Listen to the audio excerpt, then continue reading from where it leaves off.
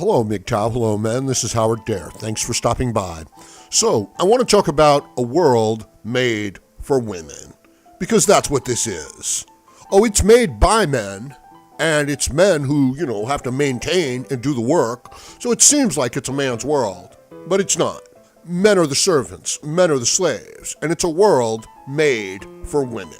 But before I go into it, let me say thank you to everybody who's been stopping by, liking, sharing, commenting, subscribing, even donating. I really appreciate it. And if you haven't already, please go ahead, click the subscribe button and the bell symbol next to it, and accept the email notifications. It'll help me grow my channel, and I would really appreciate it. Now, let's talk about a world made for women. Because if you want the perfect metaphor for all of this, then you need look no further than a bird building a nest.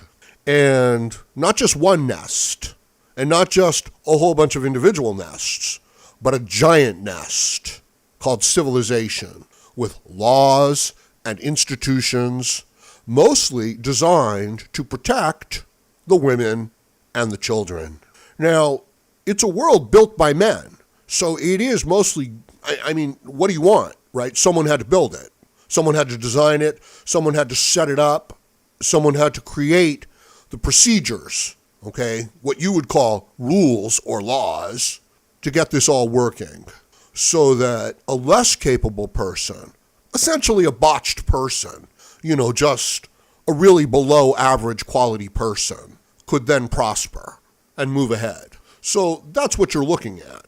That's what you're interacting with. And as a man, as long as you do as you're told and do what's expected of you, you're not going to, it'll be okay. You'll have a horrible life, and you'll be a servant and a slave and a simp who actually works for his own enslavement and destruction and that of other men.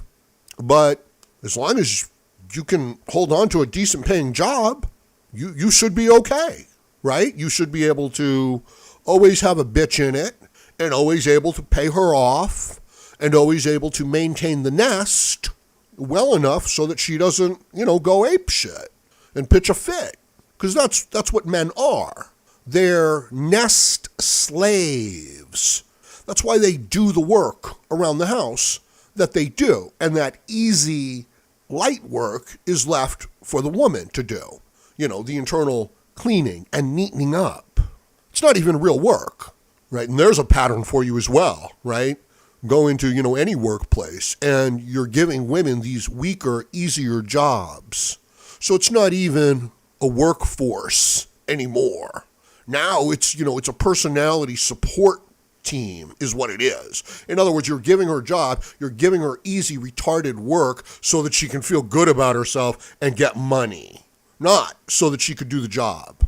Now, I want to bring another thing into this, and it is my contention, and I think that most of you men are going to agree with me, that whatever feminists are accusing men of, it's what they themselves are doing. For example, there is no mansplaining. There is femsplaining, there is womansplaining, and they're accusing men of this behavior so that they won't be accused, okay? There is no such thing as manspreading, where the man is out in the public, using up more space than he's allowed to occupy. That's bullshit. Men don't do that. They need a little room, for their package. That's about it. Okay? It's women who go around and gather up garbage resources and then take up additional space. It's women who need all that extra room, not men. Now, are there a class of men who fall into this category? Yes, there are. They're manginas, right? They're complete manginas, which is like an evolution of the simp, right? You can understand why the men are the simps. It's they want to get together with the women. They're taught to respect women, things like that. They get older, they want to get together with the women, so they start doing what they can to please the woman, right? And they go into this simping behavior, right? And if the man gets together with, a woman that's way above him in sexual market value, she can really exploit and that tendency to get those resources out of him, thus making him easier to cuckold. And I've covered this in a lot of videos, right, from an evolutionary biology point of view. Right? Watch out for that woman that you think is really beautiful, that you would just do anything for. Watch out for her, okay? Don't think you're lucky. She's designed specifically to entice you and to get you, in particular, to drop your defenses, okay? But she is no different from any other woman. It just happens to appeal to you and where you're at. That's all it is. So it's like you have this blind spot for this thing that you consider beautiful. And when the woman finds out that she has that over you, you become a new class of nest slave. And understand, once she has you in this position, she will naturally start to look for other men to shore up your weaknesses. Because that's what it's all about. It's about building this world for women. That's why, we say gynocentric. It's a gynocentric world. Everything is done to build it up for the woman. And even the values that the people adapt are along those lines. I had a comment on one of my videos, and the person just quoted me. It was a young man. He just quoted me for like 5 or 6 sentences, right? Just quotes me. And then at the end he says, no. Not true. This is a very interesting phenomenon right here. You should recognize this. I hope you can. I know that most people can't. When you do that, like when you play a video of Anita Sarkeesian explaining why, women are the greatest things in the world, and then after you play that 10-minute video, you just say, no, that's not true, and then you end the video, you've really just confirmed her side of the situation, right? So you think you're standing up against gynocentrism and feminism, and you're standing up for MGTOW, but you're not. You're actually just giving voice to the most gynocentric aspects of the society. And then, as if you're, a rebel, you're saying, no, it's not true. And then you're ending the video, right? So understand that it's parroting and echoing a gynocentric message, and then it's not refuting it at all. So when I see, MGTOW videos that are just replaying certain news clips, that's it. It's like, what, are you crazy? You want to show me a video of bad female behavior and then not refute it?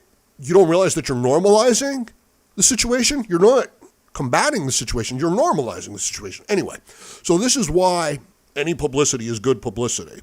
Because if the person is involved in the situation and they don't understand the market dynamics and the social dynamics of what's going on, they become a pawn, right? They just become an idiot pawn in a more intelligent person's game. And, they usually don't care. They just want to get paid, right? Or they just want the attention. But, it usually comes to them. And it really is like the MGTOW, the early MGTOW, just the plaintive desperation, just the horrible wailing of understanding that you've been a pawn in a gynocentric world, that you've built a gynocentric world, that you've built a nest for women, and you've worked for your own destruction. And that those are the values that, you endorse, right?